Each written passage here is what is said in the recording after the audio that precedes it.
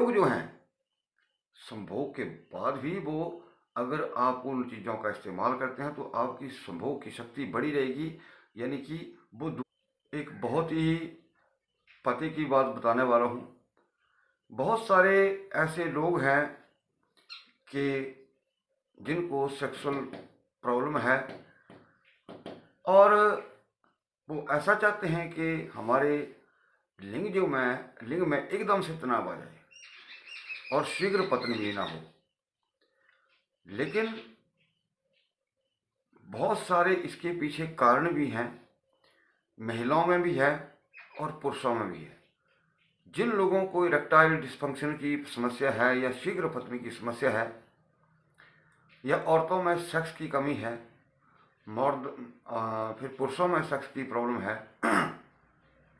तो इसके पीछे 4 बड़े कारण और भी होते हैं। 4 बहुत बड़े कारण भी हैं और हम सब लोग उन चीज़ों को नहीं देखते हैं, उन चीज़ों को नज़रअंदाज करते हैं। तो दोस्तों, वो बड़े कारण कौन से हैं वो मैं आपको बताने वाला हूँ। लेकिन उससे पहले मैं सभी माता भाइयों बहनों से निवेदन करूँगा कि आप इस वीडियो को ज़्यादा से ज़्यादा लाइक करें, शेयर करें और चैनल को भी जरूर सब्सक्राइब करें।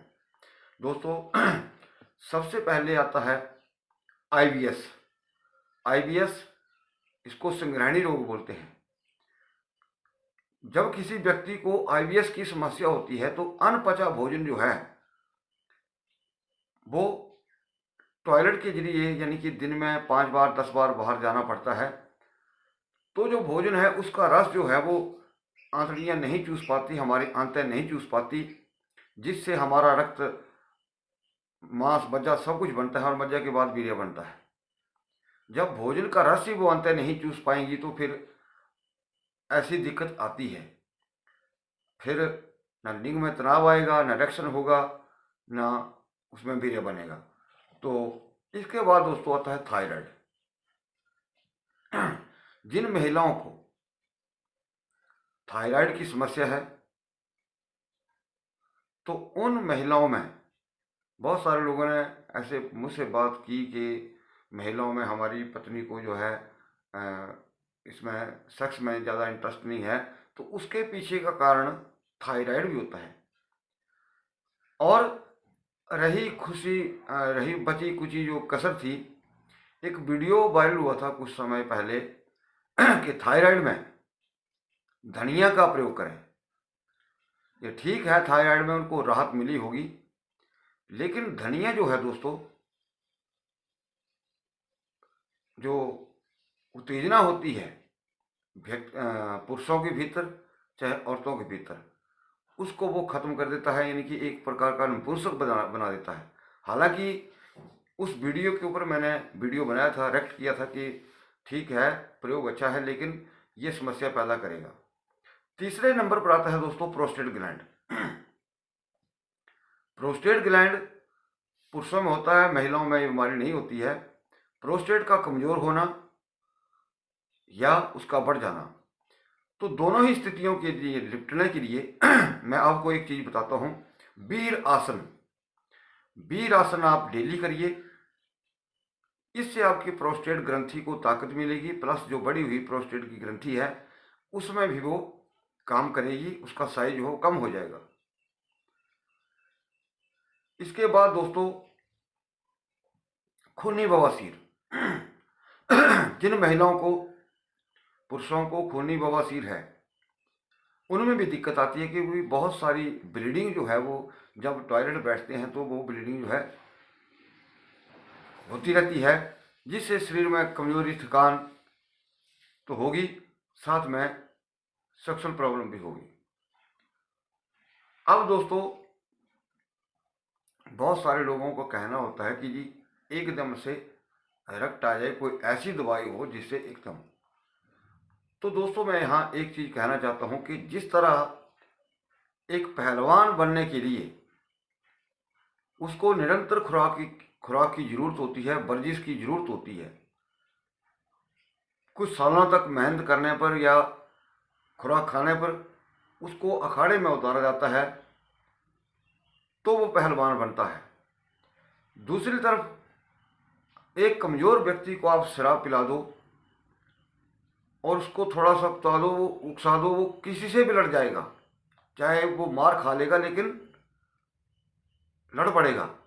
तो वही साहब जो है, जैसे मैन फोर्स होती है, आप खाते हैं, वो अपना काम करता है, जैसे मैंने शराब की बात कही।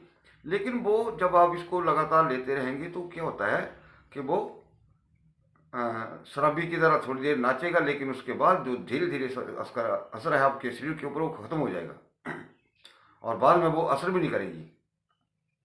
तो ये बहुत ही महत्वपूर्ण बात है दोस्तों। अब एक बात कहूँगा दोस्तों, जिंदगी में हर व्यक्ति को दुख दर्द तकलीफ होता है, ये जिंदगी के हिस्से हैं। This is the part of life.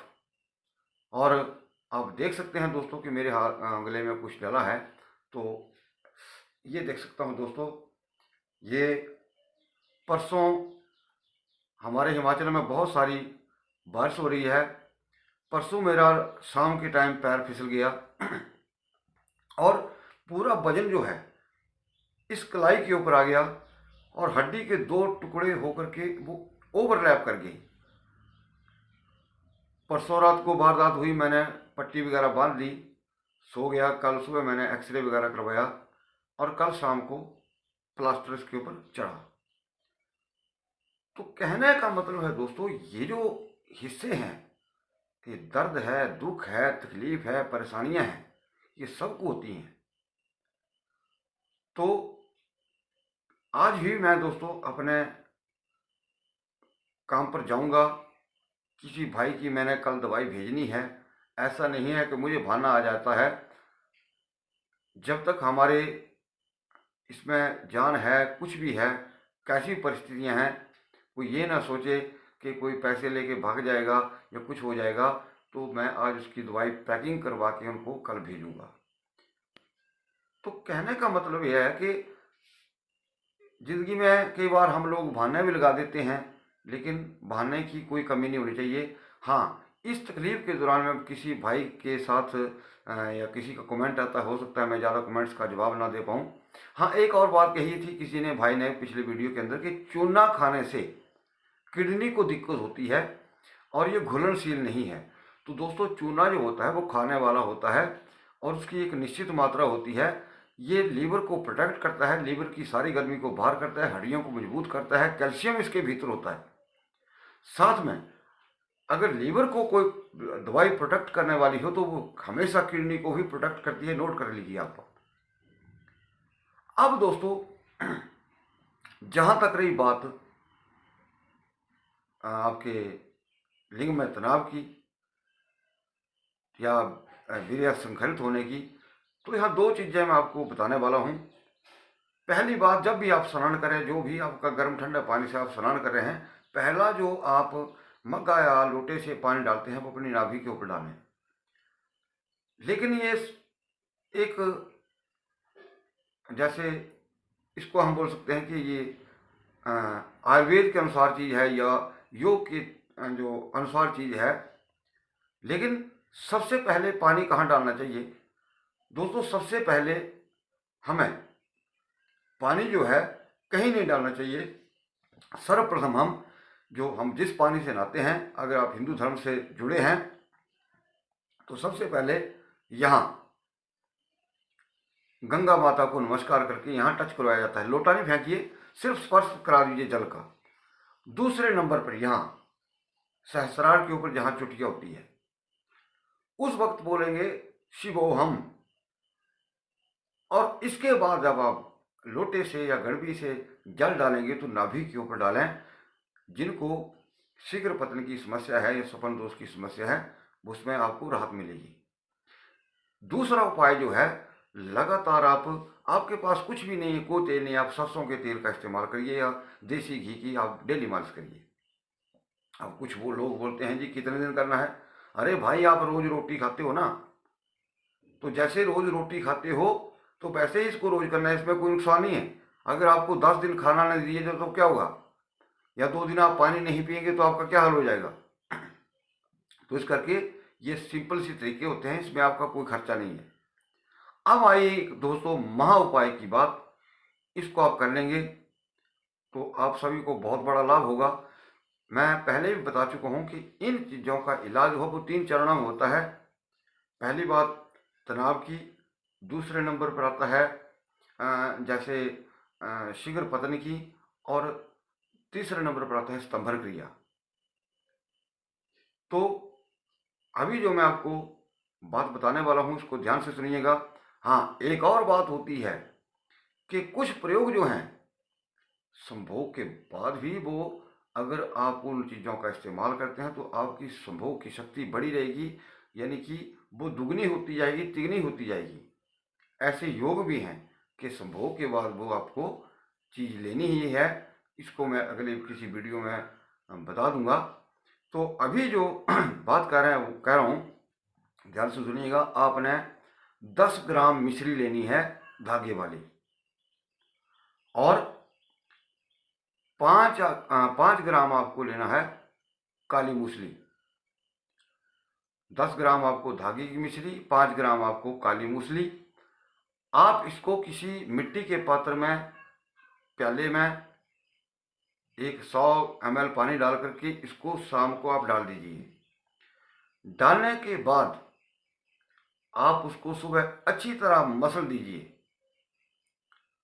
और मसलने के बाद इसको आप ले लें। ये डेली करना है आपको।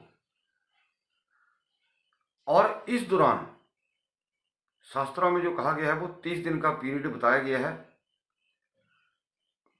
30 दिन में जो 70 साल का व्यक्ति भी होगा उसको भी 30 साल लड़के जैसी युवा अवस्था महसूस होने लगी, यानी कि युवा अवस्था को प्राप्त कर लेगा। जवान नहीं होगा लेकिन अंदर से वो स्ट्रांग हो जाएगा। और एक और बात इसमें बड़ी महत्वपूर्ण है, नोट करने वाली बात है कि जब तक आप इसको डेली करते हैं, लेकिन जब तक आपके भीतर ऐसी तनाव या ऐसा रिएक्शन ना पैदा हो, काम उत्तेजना पैदा ना हो, लिंग में तनाव ना आए, तब तक आप इसको ब्रह्मचर्य का पालन करेंगे, यानी कि आप संभोग नहीं करेंगे। 30 दिन के बाद या 1.5 महीने के बाद ही आप कर सकते हैं, यानी कि इस दौरान आपने कोई भी ऐसी चीज़ नहीं करनी है। तो दोस्तों, मैं चाहूँगा कि आप इस वीडियो को ज़्यादा से ज़्यादा लाइक करें, शेयर करें, और हमारे इस चैनल को भी जरूर सब्सक्राइब करें।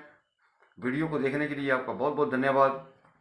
सॉरी दोस्तों, आज मेरा बाजू नहीं उठ रहा है पूरे ढंग से, मैं नमस्कार नहीं कर सकता।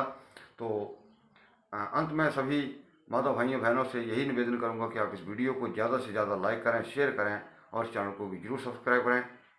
धन्यवाद।